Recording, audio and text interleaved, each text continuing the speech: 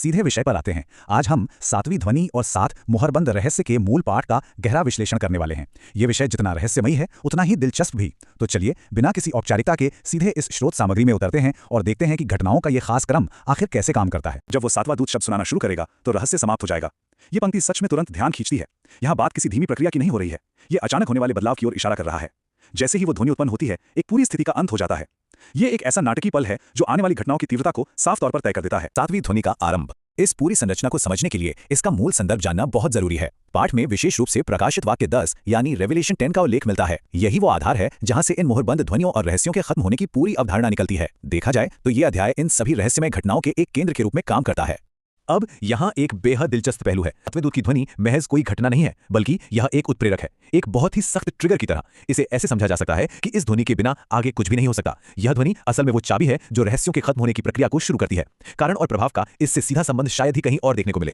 और यही बात हमें अगले तार्किक कदम पर ले जाती है, जो है रहस्यों की पूर्णता। यहाँ सबसे महत्वपूर्ण बात यह निकल कर आती है कि यह पूरी भविष्यवाणी पूरी तरह से शर्तों पर आधारित है। पाठ 2 अलग अलग स्थितियों की तुलना करता है, एक अपूर्ण पुस्तक और दूसरी पूर्ण पुस्तक। जब तक पुस्तक अपूर्ण है, ध्वनियां मोहरबंद रहती हैं और रहस्य अधूरे। लेकिन जैसे ही पुस्तक पूर्ण होती है, रहस्य समाप्त हो जाते हैं और उन ध्वनियों के सामने आने का वक्त आ जाता है। इन दोनों स्थितियों के बीच एक बहुत ही स्पष्ट सीमा रेखा खींची गई है। पहली स्थिति के पूरी तरह खत्म हुए बिना दूसरी शुरू ही नहीं हो सकती। इस विचार को और भी पुख्ता करने के लिए स्रोत के इस हिस्से को देखते हैं। जब पुस्तक के सभी रहस्य पूर्ण हो जाते हैं और यहाँ बाइबल कहती है कि वो रहस्यों को समाप्त कर देगा, ये स्पष्ट करता है कि समय रेखा के आगे बढ़ने के लिए पुस्तक का पूरा होना सिर्फ एक सुझाव नहीं है, बल्कि एक अटल नियम है। रहस्यों का समाप्त होना और पुस्तक का पूर्ण होना, ये दोनों चीजें एक साथ ही होनी है, जो हमें इस विश्लेषण के चरम बिंदु पर ले आता है। 7 मुहरबंद ध्वनियां। और इसे 2 साफ चरणों में बांटा गया है। पहला चरण है पुस्तक पूरी तरह से समाप्त हो जाती है, और केवल इसके बाद ही दूसरा चरण आता है जहां 7 ध्वनियों का समय आ जाता है। ये एक ऐसा सख्त कारण और प्रभाव का नियम है जहां दूसरा चरण किसी भी हालत में पहले के बिना वजूद में नहीं आ सकता। यहां किसी उलझन की कोई गुंजाइश नहीं छोड़ी गई है।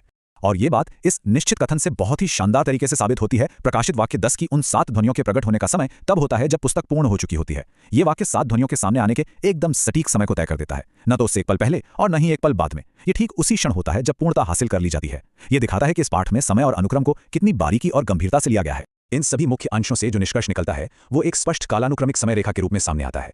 ये एक बिल्कुल साफ रोड मैप है। शुरुआत होती है 7वें दूत के ध्वनि करने से, उसके बाद आवश्यक शर्त पूरी होती है, यानी रहस्य समाप्त होते हैं और पुस्तक पूर्ण होती है, और अंत में परिणाम आता है जहां 7 ध्वनियां प्रकट होती हैं। इस रोडमैप को देखकर यह समझना बहुत आसान हो जाता है कि एक बहुत ही क्रमिक और दोषरहित संरचना बनाई गई है, जहां हर घटना अपने से अगली घटना के लिए रास्ता तैयार करती है। यह पूरा विश्लेषण एक बहुत ही रोमांचक मोड़ पर लाके खड़ा कर देता है। समय और क्रम की सटीकता तो पूरी तरह से स्पष्ट है, लेकिन यह अपने पीछे एक बहुत ही गहरा और स्वाभाविक सवाल छोड़ जाता है। जब सारे रहस्य सचमुच समाप्त हो जाएंगे और पुस्तक पूर्ण हो जाएगी, तो अंततः वे 7 ध्वनियां क्या प्रकट करेंगी? इस इतने सख्त और सटीक क्रम के अंत में आखिर क्या छिपा है?